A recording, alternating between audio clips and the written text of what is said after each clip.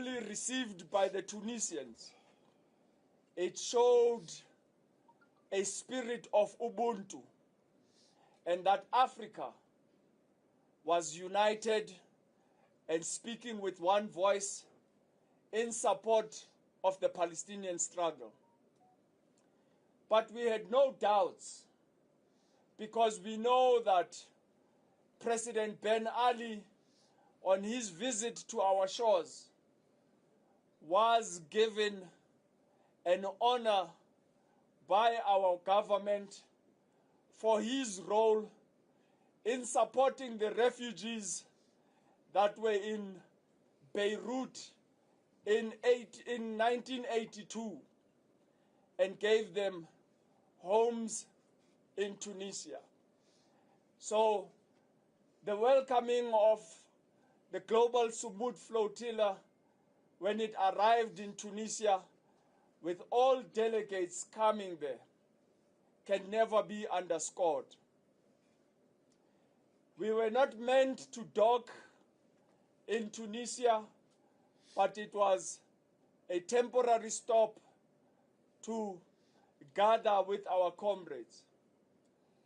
But there were 30,000 participants that registered for this mission. And we had a few boats.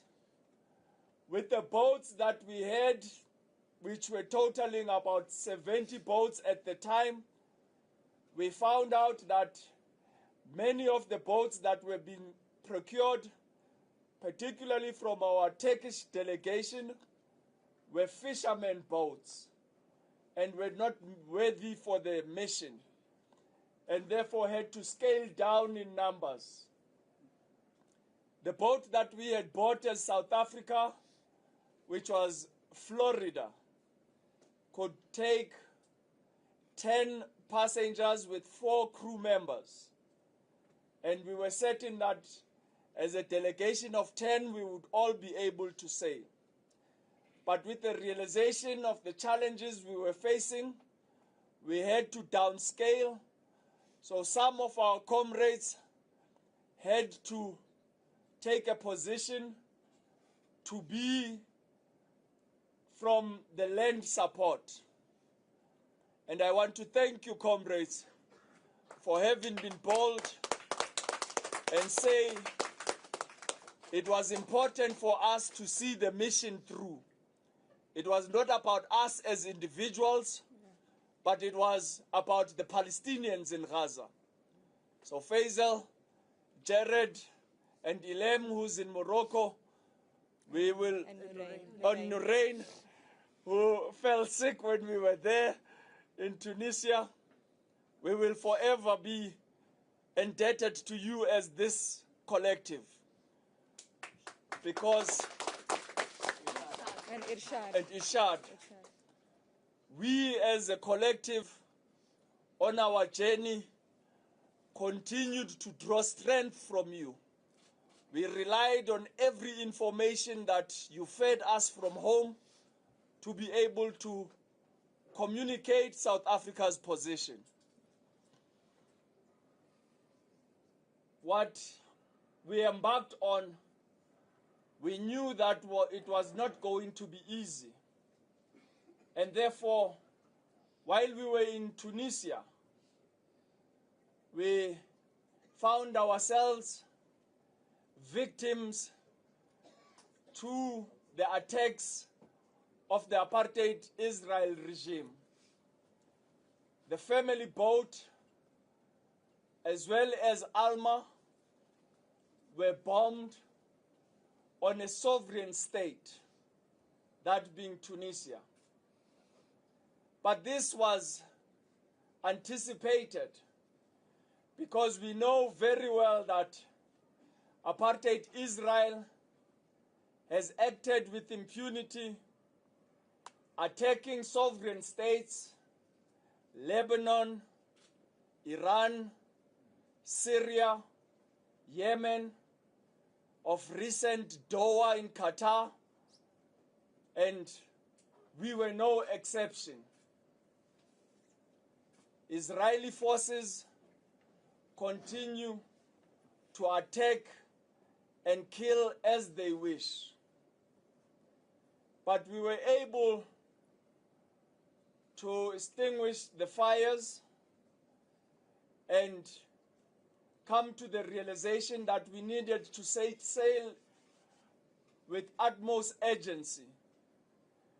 And therefore, we left with the 18 boats that had managed to come from Barcelona. There were 21 in total, of which 3 of them were damaged in the attempt of trying to get to Tunisia. We were also joined by the 18 boats out of Tunisia, and we set sail to Greece. In Crete, we were joined by another 6 boats and 10 from the Italian flotilla. Comrades, if there's anything that we can be proud of and applaud, is that as we called in the Freedom Flotilla in Istanbul that we want to see a wave of boats sailing to Gaza, the Global Sumud Flotilla has on record become the largest ever flotilla ever witnessed. But what is also worth taking note is that a humanitarian mission was supported by the Italian Navy and the Spanish Navy. Even though when we crossed the yellow zone, they withdrew their ships. We were also accompanied by the Turkish drones that were hovering above us and feeding us information on a daily basis as we sailed closer and closer to Gaza. We thank the Turkish government, the Turkish people, and the NGOs, particularly TICA and the, Red Crescent, that through the naval boats, they brought humanitarian aid onto the Alma boat. As we remained on the waters of Greece, the Greek government provided security and brought their naval ship with 2 coastal guard boats that were protecting us. But the family boat was sabotaged, and this was our command center where Tiago, Rima, and other comrades of ours were as the steering committee. We had to onboard them onto our boat as Alma, which I was on, with Greta, Yasmin, and other members. But with us, 2 comrades, Zukiswa and Riaz, remained on our South African boat, Florida, which was named Anas Sheris, as well as Zahira and Fatima were on Amsterdam, with Zahira later being deployed to another boat. Which boat were you? Wahoo. Kerry was on Wahoo as well. So we set sail, focusing on fulfilling our mission. I want to be clear on this, comrades, that ours was a humanitarian mission. It was a non-violent mission that sought to break the blockade and end the siege that has been ongoing for 18 years, enabling humanitarian aid to get to our brothers and sisters in Gaza. We anticipated 2 scenarios: that we will be successful in our mission and get to Gaza, or we will be intercepted by apartheid Israel. As we now know, we were intercepted on international waters, which is a violation of international law, maritime law, and a violation of our human rights. 47 of our boats were intercepted. We were detained by apartheid Israel Navy and taken to Ashdod, many of whom were denied food as we sailed to Ashdod. On our arrival in Ashdod, we came to the realization that there will never be justice on stolen land. And we were harshly dealt with by the brutal Israeli regime. And many of you by now have seen how our comrade and sister, a young woman, Greta, at the age of 22, was harassed by the Israeli regime. We were handcuffed with cable ties, tied tightly behind our backs, taken off our boats, and put on the platform, paraded for all the Israelis and the allies in Europe and the West and the global community to see. And in the midst of all of that, the Israelis sent their best at us. Ben Gvir came whilst I was still on the Alma boat with an MP from France, Emma, and Ibrahim, and one other comrade from Morocco, and a delegation of Libyans. And he insisted he wanted to come and address us, particularly because I was on the boat. But the irony of this is that what you would regard as the second in command in Israel was rejected by an ordinary captain in the police and told, no, you can't address individuals, move, move.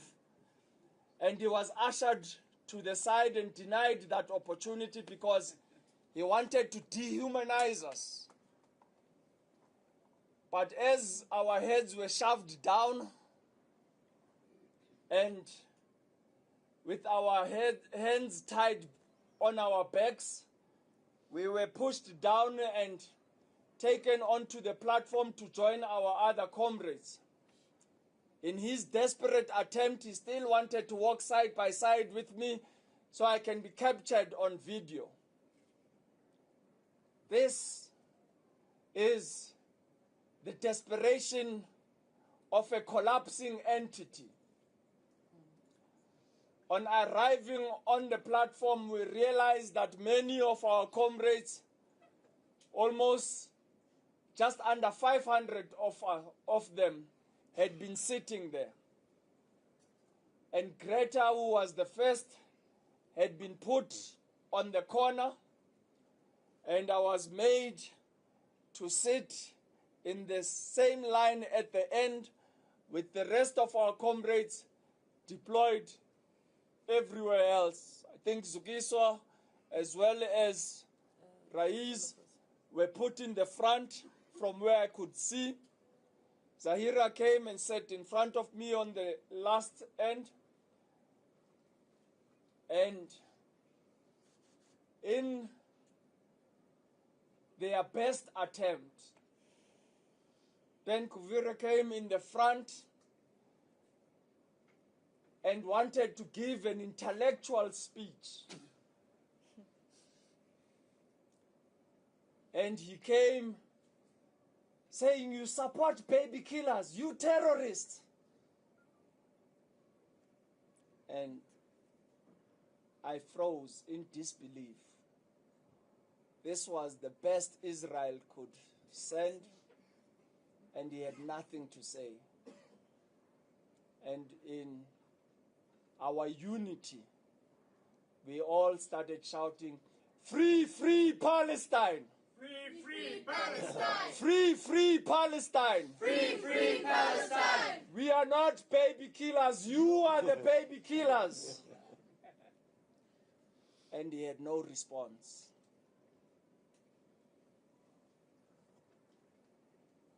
Comrades, a people united can never be defeated. That was illustrated in Ashdod. And we sent Ben Guvira home packing. And we were subjected to all forms of brutality from then. But it's nothing compared to what Palestinians have been subjected to on a daily basis. We were kidnapped on international waters. Palestinians are attacked, maimed, and killed. At the end of this press conference, you can tally the number of babies, women, and men that have been killed. So, this can never be about us. The narrative has to constantly be about the Palestinians and the atrocities that are daily meted against them. We were taken south to Gaza, about 10 kilometers out of Gaza. I think the prison is called Kizot, that we were detained in. Every single item we had was stolen, just as the Palestinian culture has been stolen, Palestinian lands have been stolen, and everything of the Palestinians has been systemically erased. This, comrades, is what we were subjected to. Whilst many of our comrades were offered opportunity to shower, they ensured that the South African delegation was denied this. But we understood very well why that is so. Because we are a nation that dared, through our government, to take apartheid Israel to the International Court of Justice and the International Criminal Court and hold them accountable, not for the 2 years of genocide, but for the 77 years of the catastrophe that has gone unabated since the Nakba. Comrades, now, by the way. we remain steadfast and resilient. We will not be deterred. Even when we were denied legal representation, forced to sign that we have entered apartheid Israel illegally, we refused to be subjected to that. And Zukiswa will say it best, but no, we were not coming to Israel. We were not coming to recognize this entity. Ours was a solidarity with our brothers and sisters in Gaza, and we were going to Gaza. Therefore, we will not sign that we entered Israel illegally. They offered us a second form, which said we would want to be released within 72 hours and be sent immediately to our respective countries. We also refused to sign that, and saying that we will leave without having signed anything and with no conditions. We were detained there, but I think, again, our experience of the 6 days being there will never be about us, but it will be about the memory of what was on the walls within those prisons. We came to the realization of all Palestinians that have been detained there, who have left their names on the walls, who have left their blood stains on the walls, who have been martyred within those walls. This is the memory we will continue to carry until Palestine is liberated. Comrades, we were denied all legal representation and even engagement with our diplomats in an attempt to save their face. They simply brought them in so that we could see we had representation. And 2 minutes we were given to give this entire narrative that we have given. And as a result, we could not give real meaning to the experience of being there. And when we were being released, again, they made sure that we were the last to be released.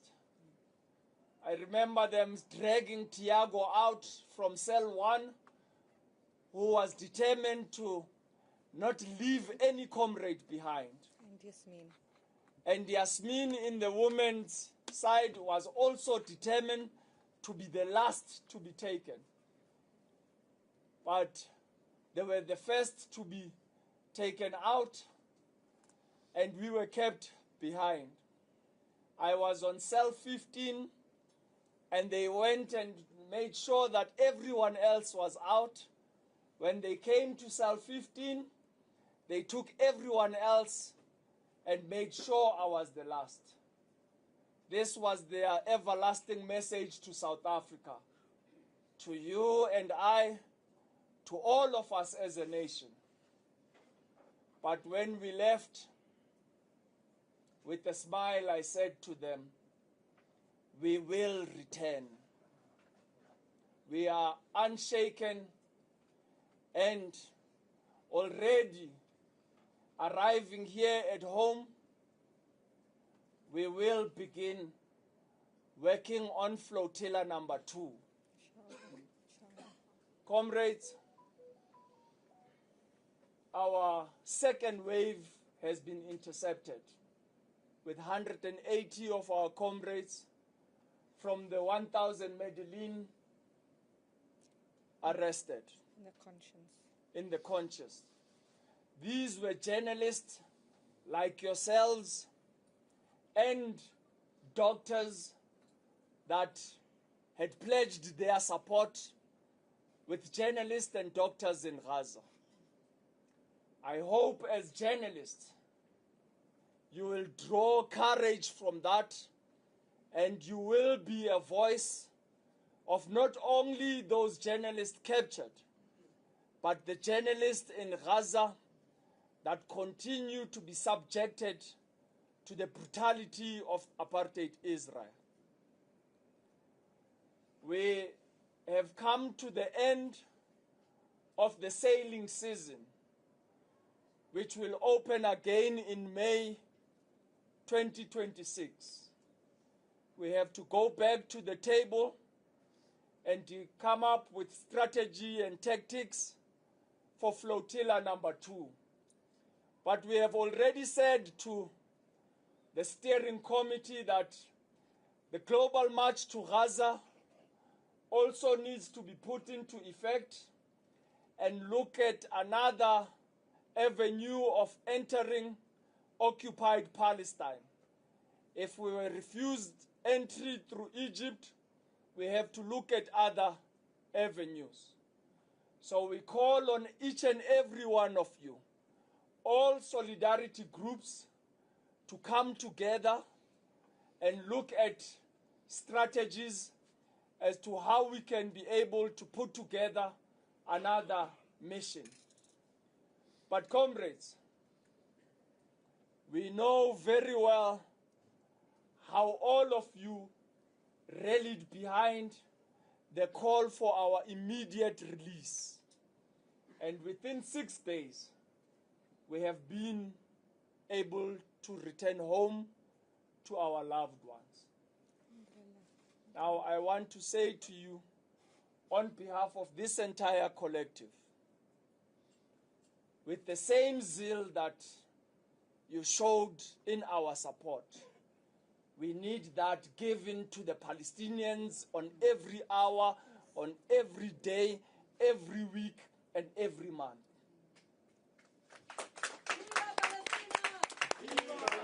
We will not rest until the genocide has been brought to an end.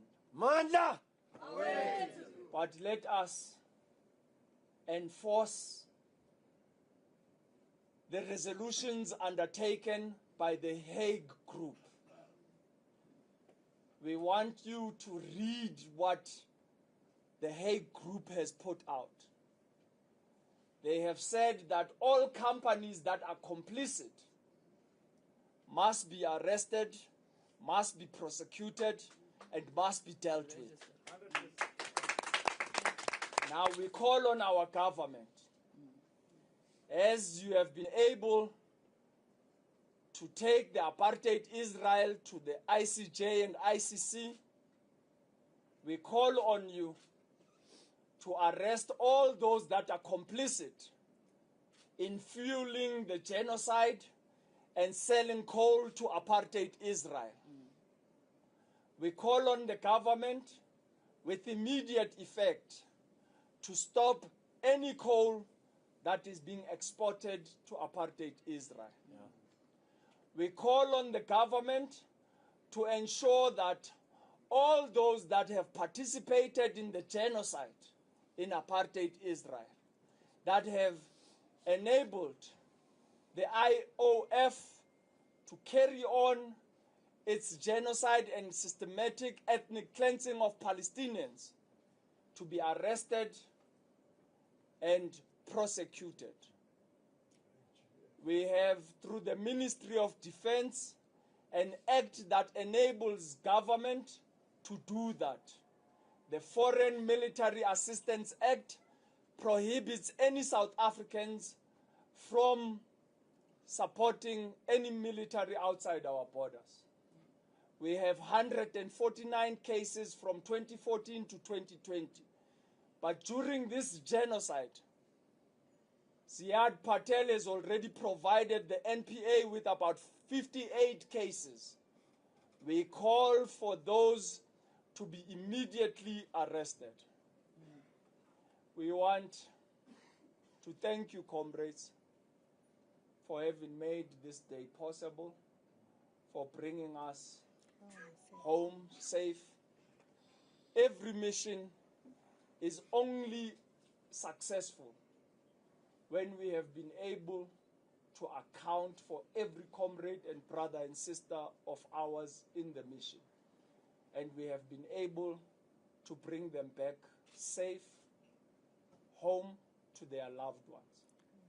Do not forget that 6 of our comrades remain behind in Israeli jails.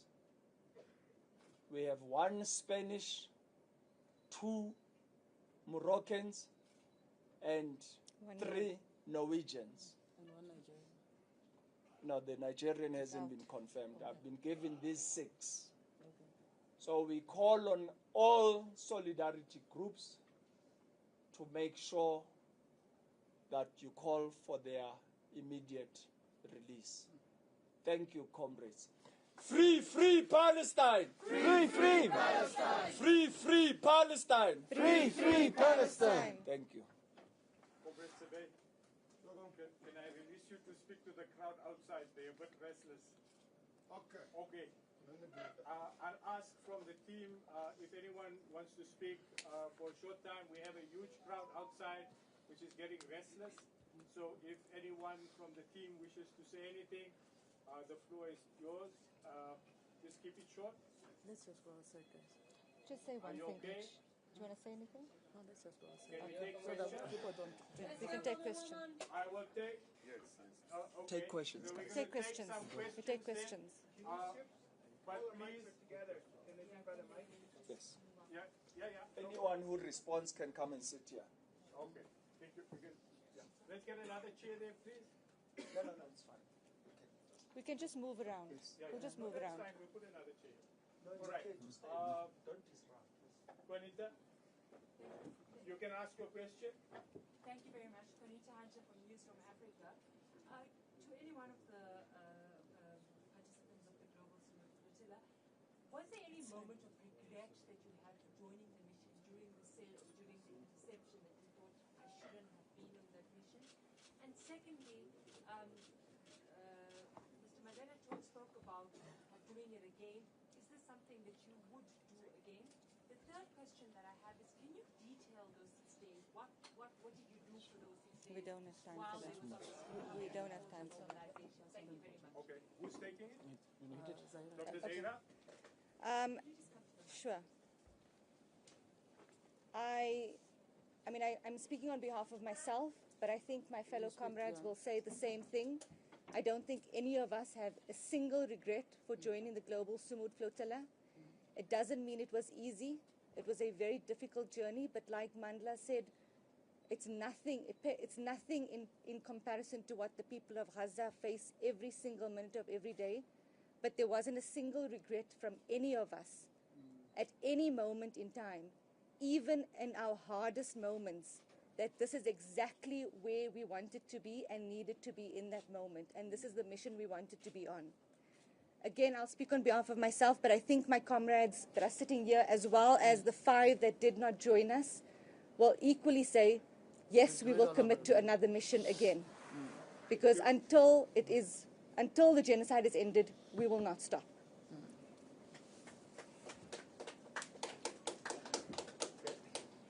Good morning, everyone. I'm Griselda Lewis from SABC Television News. To any of the members, at any point, Mr. Mandela, you spoke about being tied with cable ties, being deprived of food. at any point, and I apologize for asking this, did you fear for your lives at any point? Your families were very concerned for your safety back here in South Africa. And secondly, on the Israeli government basically put out a tweet saying after it had been announced that you'd be coming back to South Africa, they said, well, that's taxpayers' money. It's fine. Go ahead. Let's clear the air because definitely disinformation or misinformation could be spread quite fast. So let's get clarity on that this was actually funded by those in solidarity. And Is had their nothing to do taxpayers' with money? the South African government. Who's taxpayers? Okay, The Israelis said that. Okay, so tackling the very first question about fear for life, I think each one of us were very, very clear. From a faith-based perspective, I can say I fear God alone. And these are Zionist occupation forces that know nothing but brutal violence. They came into our room, attacked 2 women outside our door. We were trying to get mattresses into our rooms. They came back with approximately 35 soldiers. We had rifles pointed at our foreheads, backed against the room to take out forcibly 2 of our comrades to solitary confinement. We are a direct, non-violent movement. We were 10 or 12 women, I cannot remember, in the cell, yet they responded to us with this type of brutal violence. They were obviously given instructions not to harm us, but they used every means of humiliation. For example, I am wearing a T-shirt on my head. Why am I wearing a T-shirt? Because there is manifestation of anti-Muslim hatred. They refused to have women in hijab. I have been wearing hijab from the age of 11. I am 50. At Ashdod, I walk in, it is off, and denied and denied and denied. I am from Healthcare Workers for Palestine, South Africa. I'm a breast cancer survivor. I was paralyzed, etc. People have stories to tell. And this is the brutality of the Israelis, these occupiers, that they look at a woman that has no breasts and they mock you. They mock you. So the mockery that the Israelis actually enforce on the Palestinians, who we do not see, who we will never hear of, who the only witnessing is on the walls of that prison, and like our chief said, on the blood-spattered walls of this prison. We knew we were going to get out. We knew that there was a finite time. Yet the Palestinians, the over 10, 12,000, and the child detainees that are in prison have no end date. And that is the call to mobilization. That is the call to action. And that we should fear that for humanity. Fear the inaction. Fear that governments all over the world will not send their boats to break the illegal siege. But they will send and say it is okay for people, mommies, daddies, young people, grandfathers to get onto boats and sail for the 38th time to Gaza. How is that possible, dear governments? How? And that is the fear that we should have as a collective humanity. Thank you. You want to respond? Okay. I'm just going to respond to the issue of our donors. This funding for the South African boat in particular and all other boats did not come from any government. It came from ordinary men and women who served the cause. It came from our solidarity movements, grassroots movement right here on our shores. And this is what we are proud of, that ordinary men and women in South Africa rose in support of this mission. We did not take a cent from government as we stand with our brothers and sisters in Gaza. Including our expenses as well. Yes. Nothing was covered with Yes. taxpaying money. I've taken from this side, so back this side. Yeah. Bilal TV.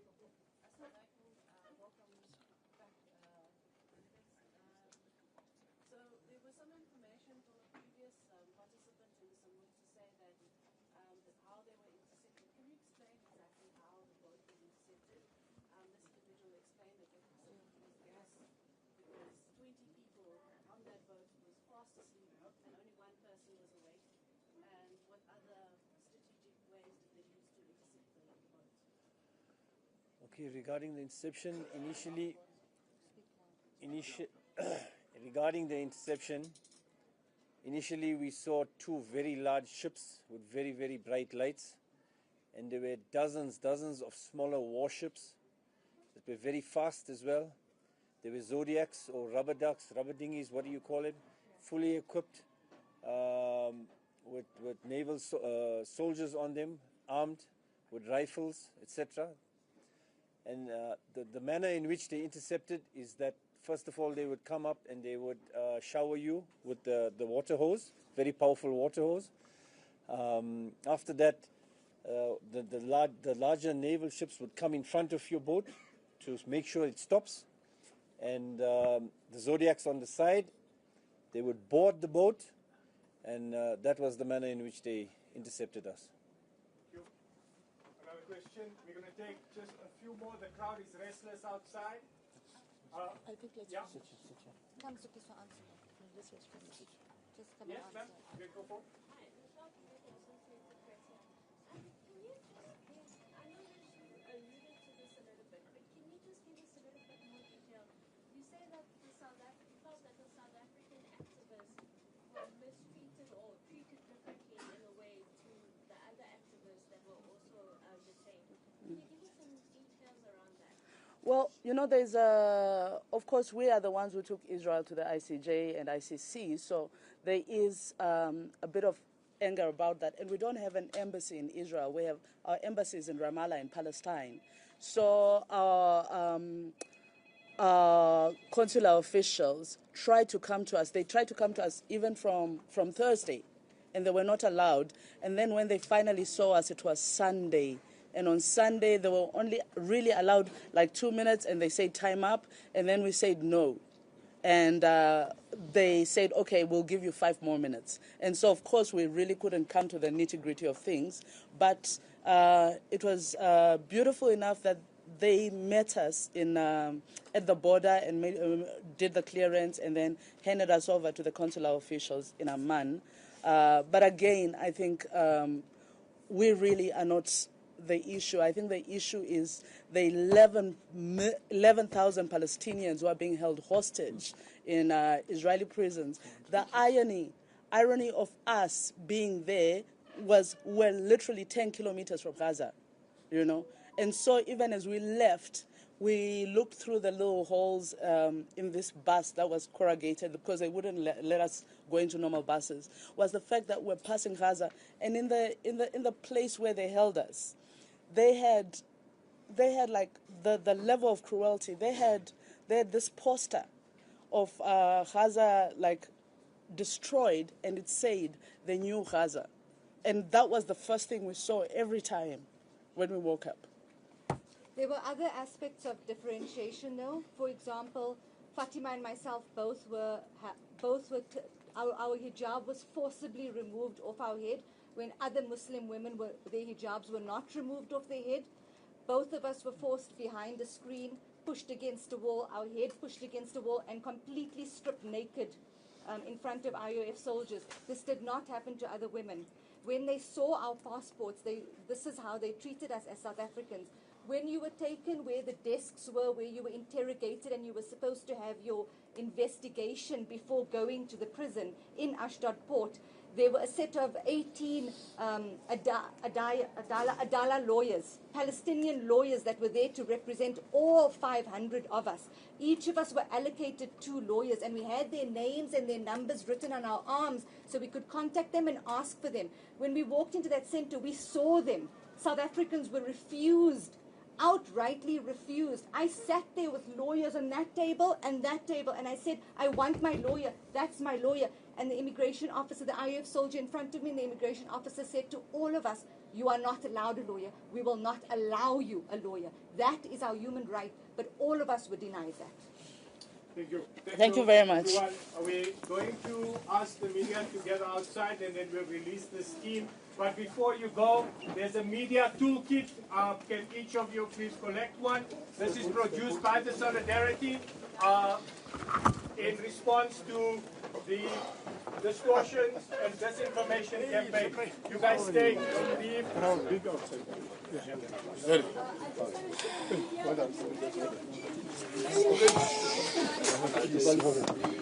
I'm so proud of you. Well done, well done. Glad to see you. Very, very proud of you.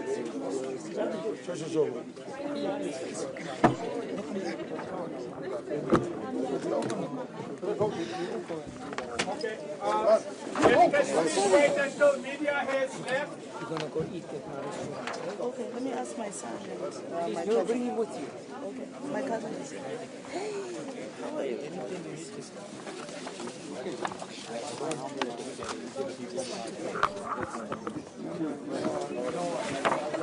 to